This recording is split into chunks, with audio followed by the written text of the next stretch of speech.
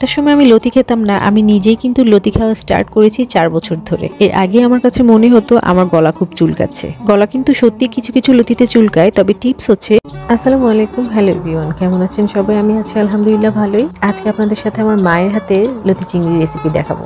আমার আম্মুর হাতে সব রান্নাই মজা, কিন্তু আম্মুর হাতে লতি চিংড়ি হচ্ছে বেস্ট। একদম আচারের মতো করে রান্না করেন, কিভাবে যেন এত মজা করতে পারেন আমি জানি না, আমি কবে শিখতে পারবো।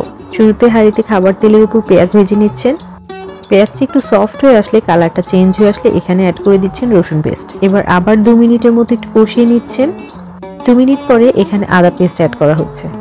এবার আদাও খুব ভালো মতো একটু কষিয়ে নেবেন 2-3 মিনিট ধরে। দিয়ে দিচ্ছেন স্বাদ মতো লবণ। ভালো মতো মিক্স করে নিচ্ছেন।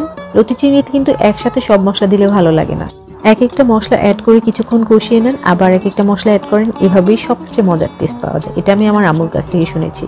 হলুদ গুঁড়ো দিয়ে দিয়েছেন। এবার আবার 2 মিনিটের মতো একটু কষিয়ে নিচ্ছেন। মশলা কষানোর ক্ষেত্রে একটু খেয়াল রাখবেন নিচে যেন কোনোভাবেই লেগে না যায়। একটু পানি অ্যাড করে দেবেন। এই পর্যায়ে একটা টমেটো কুচি অ্যাড করে দিচ্ছেন। এবার আবার 2 মিনিটের মতো একটু ভেজে নিচ্ছেন। এবার অ্যাড করে দিয়েছে গুঁড়ো মরিচ। লতি চিংড়িতে কিন্তু একটু গুঁড়ো মরিচটা বেশি দিতে হয়, একটু ঝাল ঝাল ভালো লাগে। গুঁড়ো মরিচ, তেল, এই দুটো আইটেমই লতি চিংড়িতে একটু বেশি যায়। শুধু লতি চিংড়ি না, লতি দিয়ে রান্না করা যে কোনো কারিতেই মনে হয় একটু তেল মশলা একটু বেশি যায়, একটু বেশি ভালো লাগে। এই পর্যায়ে কিছুটা গরম পানি অ্যাড করে দিয়েছেন। বেশ কিছুক্ষণ কষিয়ে এখানে অ্যাড করে দিয়েছেন চিংড়ি মাছ। এগুলো কিন্তু নদীর চিংড়ি, যে কোনো কারিতে ইউজ করা হয়। যেসব চিংড়ি সবচেয়ে বেশি ভালো লাগে একদম ছোট ছোট, সেই চিংড়ি ইউজ করা হচ্ছে। চিংড়ি মাছে কিছুক্ষণ কষানোর পর এখানে ভাজা জিরে গুঁড়ো অ্যাড করা হচ্ছে। এবার প্রায় 3-4 মিনিটের মতো কষিয়ে নিতে হবে। ব্যাস হয়ে গেছে। এবার এখানে ছোট ছোট করে কেটে রাখা লতিগুলো অ্যাড করে দিতে হবে। এরপর মশলার সাথে খুব ভালো মতো লতিগুলো মিক্স করে নিতে হবে। মিক্সিং এর কাজটা একটু সময় নিয়ে ভালো মতো করবেন। একটা সময় আমি লতি খেতাম না, আমি নিজেই কিন্তু লতি খাওয়া স্টার্ট করেছি 4 বছর ধরে। এর আগে আমার কাছে মনে হতো আমার গলা খুব চুলকাচ্ছে। গলা কিন্তু সত্যি কিছু কিছু লতিতে চুলকায়, তবে টিপস হচ্ছে কোন লতি কাটার সময় যদি মনে হয় হাত চুলকাচ্ছে, তাহলে বোঝা যাবে ওটাতে কিছুটা হলেও গলা চুলকাবে। তখন 2 টুকরো তেঁতুল অ্যাড করে দিতে পারেন, তাহলে কিন্তু একেবারেই গলা চুলকাবে না।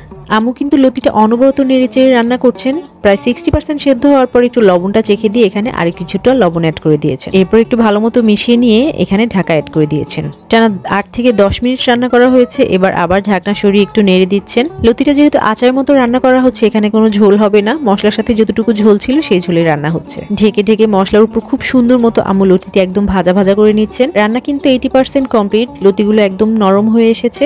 এবার আম্মু চুলার আঁচটা একদম লো করে দিয়েছেন।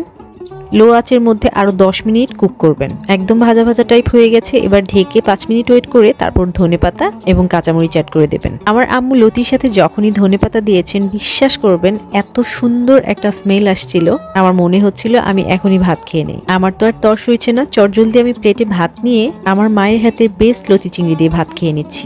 আম্মুর হাতে আজকের লতি দিয়ে চিংড়ি রান্না আপনাদের কাছে কেমন লাগলো জানাবেন। সবাই ভালো থাকবেন।